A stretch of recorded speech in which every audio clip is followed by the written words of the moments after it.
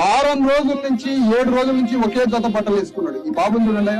ఇక్కడ మీడియా వాళ్ళు ఉంటే హృదయం ఉన్న మీడియా చూపియండి. ఈ బట్టలు ఎట్లున్నాయి?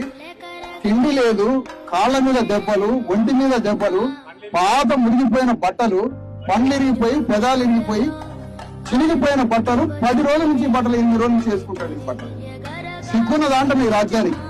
సిగ్గు శరమున్నదా పోలీసు వాళ్ళకి అంటున్నా? ఆ తల్లి తిండి లేక మెతుకు ఇచ్చినా కూడా మన ధర్నాలో అన్నం పెట్టినా కూడా తినబుద్ధి కాలే. ఎట్లా తింటుంది మా తల్లి? బిడ్డలు సరిపోయి పోగొట్టుకున్న తల్లి ఒక మెతుకు ముట్టుకోదు.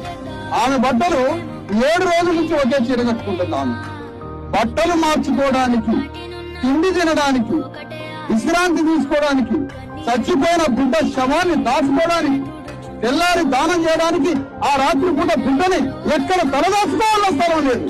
ఒక ఆర్టీఓ మాయమైపోయింది ఇక్కడి నుంచి. అగనా ఒక